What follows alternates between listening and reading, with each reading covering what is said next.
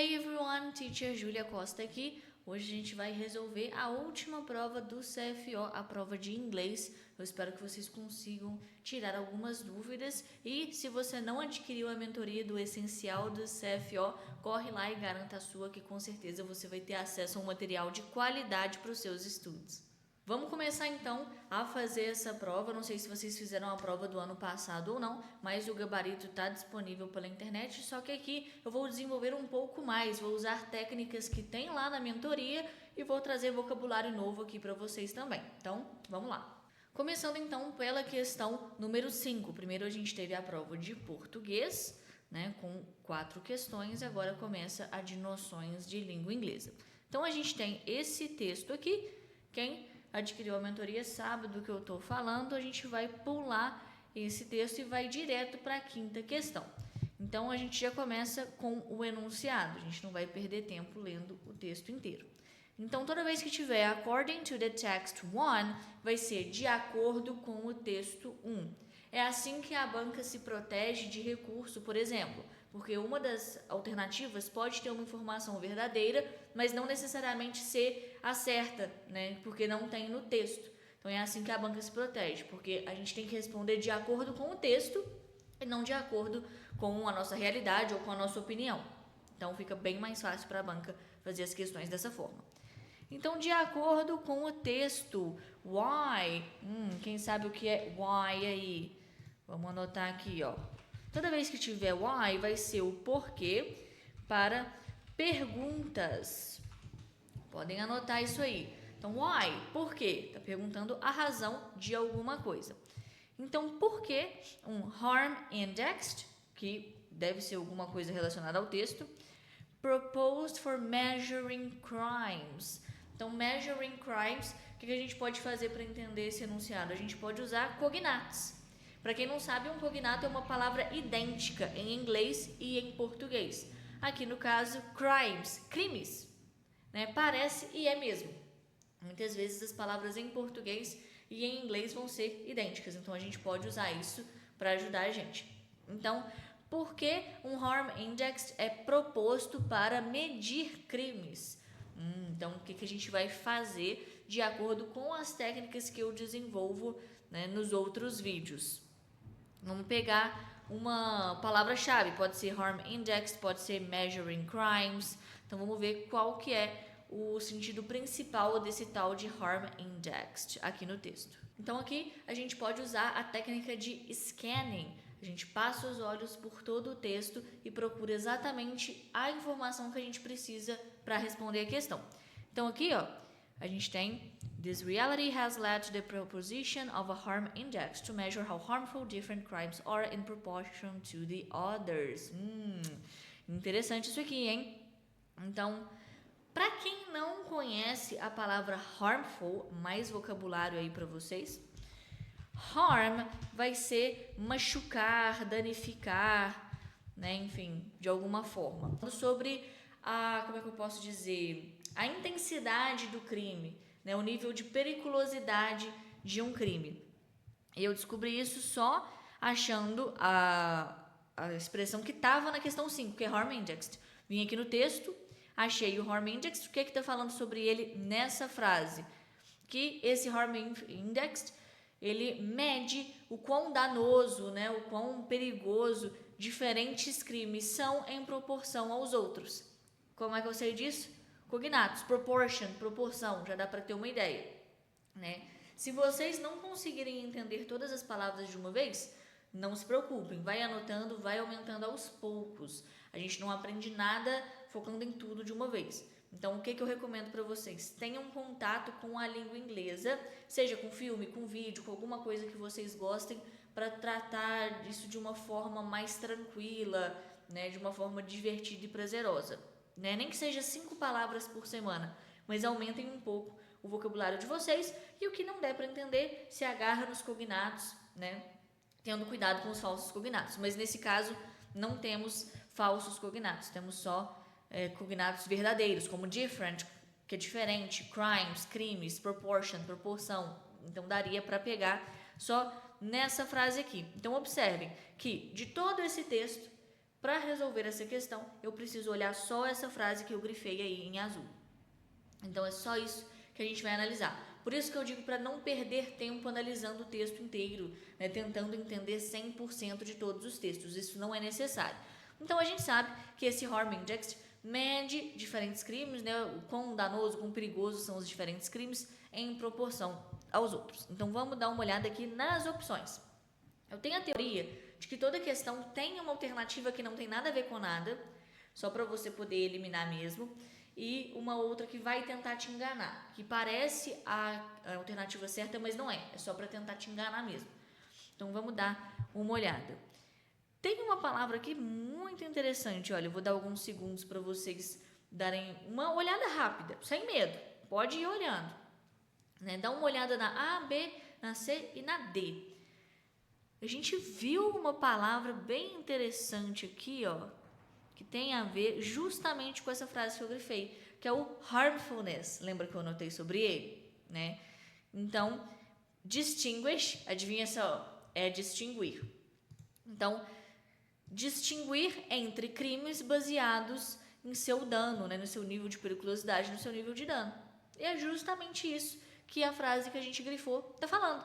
Se eu não tiver certeza, eu estou um pouco insegura aqui sobre... É a letra B. Questão 6 agora. Lembrando que se você tiver qualquer dúvida, só comentar aqui embaixo, que eu vou estar aqui para responder vocês. Então, questão número 6, sexta questão.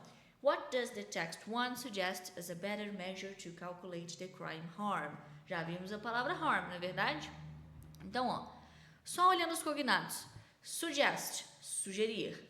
Measure, a gente já viu que é medir. E calculate, calcular. Crime, crime. Vários cognatos aí para a gente poder trabalhar. Então, o que o texto 1 sugere, cognato, como uma medida melhor para calcular o dano do crime, né? The crime harm. Então, só usando os cognatos a gente já consegue ter uma ideia do que a questão está pedindo, mesmo se a gente não entendê-la 100%, se a gente entender o que tem que fazer, já é o suficiente. Não precisa entender 100% de nada. Faça o que tem que ser feito. Então, mais uma vez, vamos lá no texto, vamos procurar palavras-chave. Aqui a gente pode usar calculate the crime harm, better, né, que seria melhor. Então, vamos dar uma olhada. Vou dar alguns segundos para vocês olharem também. Eu achei uma coisa muito interessante aqui, não sei se vocês acharam também. Olha só, a gente tem alguns nomes, algumas datas, só que passando os olhos pelo texto com calma, sem entrar em desespero, lembrem-se disso, eu achei uma coisa bem legal. Que ó, a gente tem esses nomes, esse pessoal aqui, em uma data, optou por usar o sentence starting points, que seria os pontos de começo da sentença, né, do criminoso. Rather than maximum or average actual sentences. É um detalhezinho ali, né? Essa você tinha que ser bem detalhista. O rather than, ele é usado para comparar duas coisas. Então, a coisa que vem antes vai ser superior. Por exemplo, I like chocolate rather than vanilla. Então, eu prefiro chocolate a baunilha. Então, rather than pensa em comparação. Uma coisa é melhor do que a outra. E o que está sendo melhor aí, que está antes desse rather than? Não é a pena máxima ou a média da pena, né? Que seria average. Average é comum, né? Dentro da média. Eles não estão usando a sentença máxima e nem a sentença média. Então, o que eles estão usando? O que vem antes do rather than, sentence starting points. Ou seja, quando a sentença começa. Foi, né, colocado como uma coisa melhor, justamente porque eu conheço esse rather than. Daria para fazer sem conhecer? Provavelmente sim. Eu teria que dar uma olhada no contexto geral, né? Então, se eu visse esse opted aqui, daria para pensar, deve ser optou, parece um pouco.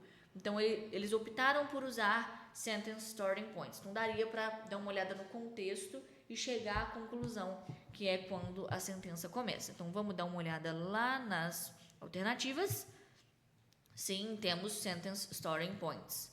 Né? E depois ele ainda fala, olha só, ainda está falando, né, sobre quando a pena começa, ele fala, we propose that it is a better measure of harm caused by the crime than average actual sentences. Tudo que tiver than é comparação. Então, a gente propõe que isso, né, que seria quando a pena começa, é uma medida melhor do dano causado pelo crime do que a sentença comum, a sentença dentro da média. Então é literalmente isso que essa frase está dizendo. Como que a gente consegue ver isso? Mantendo a calma, lendo com cuidado e procurando por palavras-chave e por cognatos também. Foi tudo isso que ajudou a gente a fazer essa questão.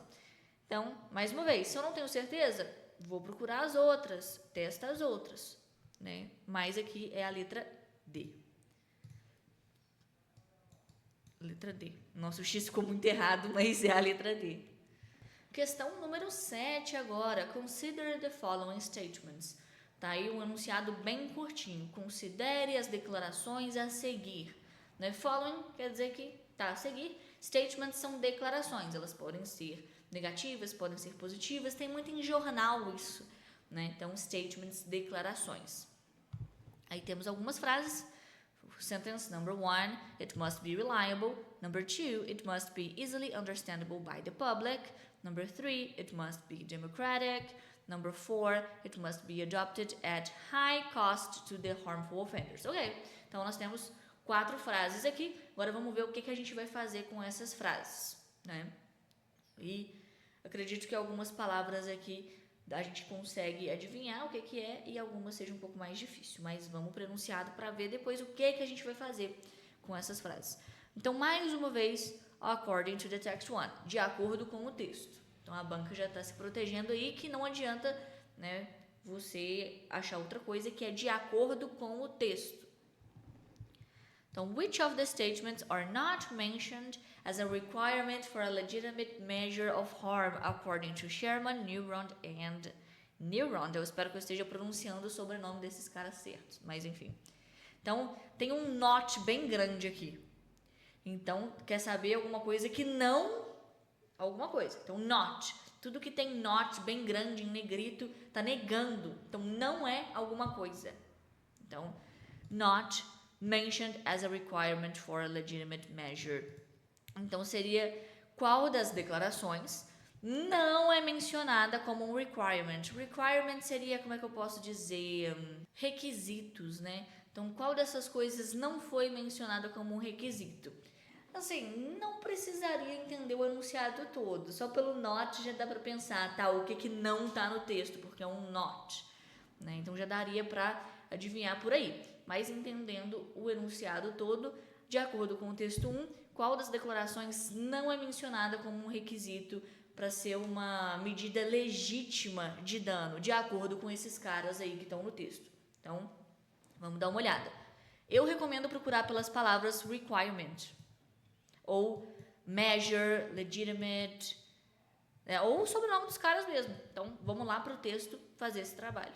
Eu achei a palavra requirements e tá mais ou menos perto do sobrenome deles. Olha só, pode ir passando o olho em tudo, sem medo que logo vocês vão achar essa frase. Então, qualquer coisa, pausa o vídeo e fica à vontade, mas eu já achei, olha só.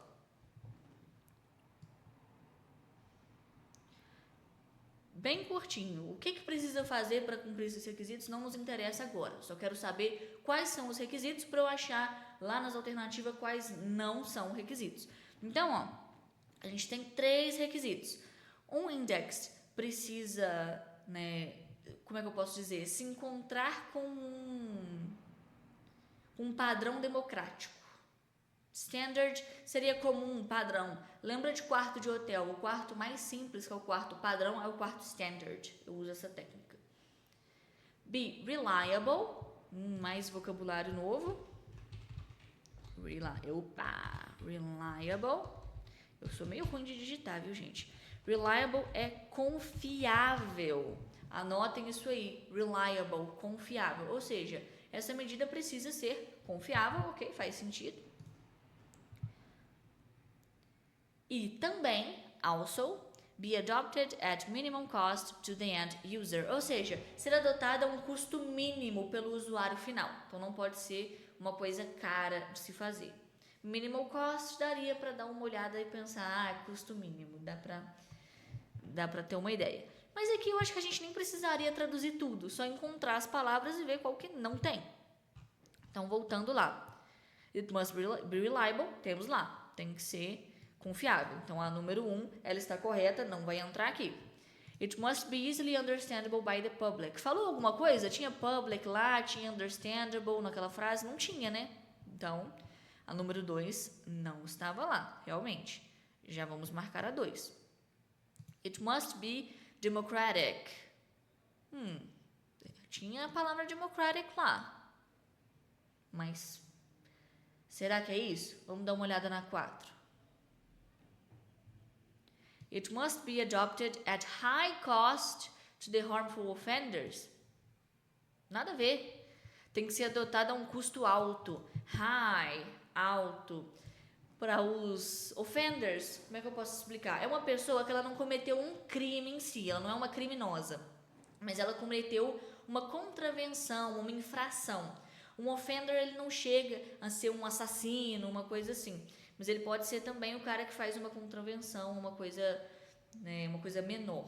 Então, não seria exatamente a palavra criminoso, mas é um offender. E não é a pessoa que cometeu a contravenção que vai adotar essa medida, e não tem que ser o custo alto, muito pelo contrário, a gente leu que o custo tem que ser baixo. Então, ela não está lá, realmente. Então, vai ser a 2 e a 4 que não estava no texto. Eu nem precisaria entender 100%, só de procurar as palavras lá e não ter, já seria o suficiente para a gente conseguir marcar. Então, 7, letra A. Agora o X ficou bonitinho. 8ª questão, vamos que tá quase acabando, vamos embora. Choose the alternative that best matches the meaning of the word disparate as used in the sentence. Então, quando tem uma palavra grifada, uma palavra assim, né, para você analisar, a gente nem vai usar o texto. A gente tem até uma frase aqui, né, então a gente nem precisa voltar no texto para analisar nada. Tudo que a gente precisa para responder tá bem aqui. Essa é uma questão que eu não gosto muito assim, porque de cara ou você sabe a palavra ou você não sabe, né? Disparate eu sei que tem a ver com diferenças, mas o que a gente poderia fazer aqui, né? Eu não conheço essa palavra, vamos fazer essa situação, nunca vi essa palavra na vida, o que eu faço? Eu analiso o contexto da frase e vejo qual se alinha melhor, né? Então,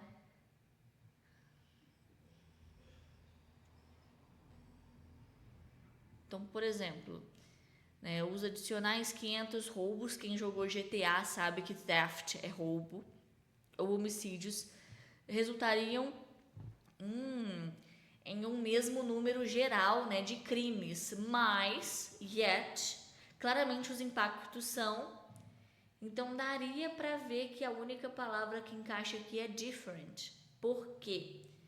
Porque tá falando que os 500 crimes adicionais, né, roubos e homicídios, resultariam no mesmo número, né, de crimes, no mesmo número. Só que os impactos são alguma coisa. E o yet mostra que é uma ideia contrária. Yet, mas, é uma ideia contrária. Qual seria a palavra contrária a same, que é mesmo? Diferente. Aligned, alinhado. Suitable seria apropriado. Não pode ser. Fair, justo. Então, a única palavra discrepante aí que caberia no contexto dessa frase é different, diferente. Então, pelo contexto, eu saberia analisar. Como é que a gente garantiria esse acerto sem saber a palavra? Com calma e estratégia. O cara que não conhece a palavra disparate vai entrar em desespero, não vai saber fazer a prova, mas a gente vai saber porque a gente tem estratégia. Então, é a letra C, different, pelo contexto da frase. 9ª questão agora, vocês estão cansados? Como é que vocês estão?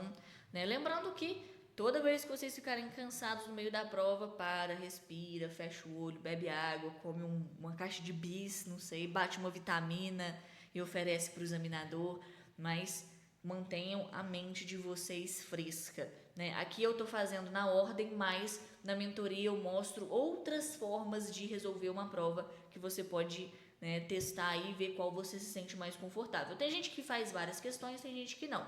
Então, eu trago opções para todos os tipos de pessoas lá na mentoria, então tá muito bacana. Então, vamos lá para a 9ª questão. In the sentence, counting crime by harm is an idea that has spread beyond the United Kingdom. Identify the grammatical function of that. Mais uma vez, temos uma frase, temos palavras grifadas, nem vou voltar lá para o texto. Tudo que eu preciso está aqui. E sim, eu estou lendo as frases em voz alta só para me gabar para vocês que eu sei falar inglês. Para quem duvida aí que professora de curso não fala inglês, eu falo sim, mas vamos embora. Eu sei que alguns de vocês estão pensando, eu conheço a palavra that. That vai ser aquele, that dog, aquele cachorro. Eu conheço essa palavra, mas a prova não está falando desse uso mais comum do that, que seria aquele computador, that computer, aquele menino, that boy. O that tem um outro uso que a prova está se referindo aqui. Vou escrever um exemplo para vocês. The dog that ran away. Lembrando que run away é o presente, fugir. Ran com A, fugiu no passado. Então, o cachorro que fugiu. Aqui eu não sei se o cachorro é macho ou fêmea. Se fosse macho, eu poderia usar tudo no masculino. Se fosse fêmea, tudo no feminino. Mas eu não conheço esse cachorro. Não conheço, não sei. Então, eu vou usar o that. Então, o that nada mais é do que, né? Então, se for um objeto, se for um animal que eu não sei o gênero. Para pessoas, a gente usa who. Então, por exemplo, the girl who ran away. Para pessoas, podemos usar who também. Só que o that usa para falar que e o who também. Então, a menina que fugiu, o cachorro que fugiu. Então, o livro está se referindo a esse uso do that que muita gente não conhece e eu estou passando aqui para vocês agora. Então, a frase começa a fazer muito mais sentido. Contar crime pelo seu dano é uma ideia que... É uma ideia que tem... E o resto nem interessa. Nem vai ser necessário aqui. Mas é uma ideia que tem se espalhado além do Reino Unido. Só por curiosidade eu vou contar para vocês, mas eu nem precisaria saber a frase toda, né? É uma ideia que... Então, qual é a função gramatical desse that? Que aqui não vai ser aquele, vai ser que. Um pouquinho diferente. Como que eu sei? Pelo contexto. Então, analisem muito bem o contexto das frases. Não faz sentido. Contar o crime pelo dano é uma ideia aquela. É uma ideia aquela se espalhou. É uma ideia que se espalhou. Então, o contexto que te dá esse significado do that. Então, quem está estudando inglês aí, quem está por dentro das regras, né, e já passou pelo edital todo, sabe que um relative pronoun, um pronome relativo, são, por exemplo, who, que eu mostrei para vocês, in The Girl Who Ran Away, whom, whose, which ou that. Então, o that, nesse caso, não vai ser aquele, mas sim um pronome relativo que é usado para introduzir a defining relative clause. Então, voltando aqui para a questão, temos justamente essa opção, relative pronoun introducing a defining relative clause. Eu duvido muito que quem acertou essa questão lembrou dessa parte aqui. Né? Só sabia que era um pronome relativo porque estudou aquela listinha, né, que eu coloquei ali no caderno, aquelas opções, e lembrou que é um pronome relativo. Né? Esse introducing a defining relative clause, eu acho que ninguém deve ter se lembrado não, só o relative pronoun. Um pronome relativo, então deve ser a letra D, eu vou marcar ela. E realmente é. Então, eu achei essa questão um pouco mais complexa e eu ensino como lidar com questões mais complexas e mais difíceis se você não souber responder ela lá na mentoria também. Então, vai ser a letra D. Vou baixar aqui para a prova de raciocínio lógico matemático, senão vai me dar gatilho da época do ensino médio, mas eu espero que vocês tenham gostado. E qualquer dúvida, é só entrar em contato. Aqui é a Teacher Júlia Costa e vejo vocês no próximo vídeo. Então, see you! Bye!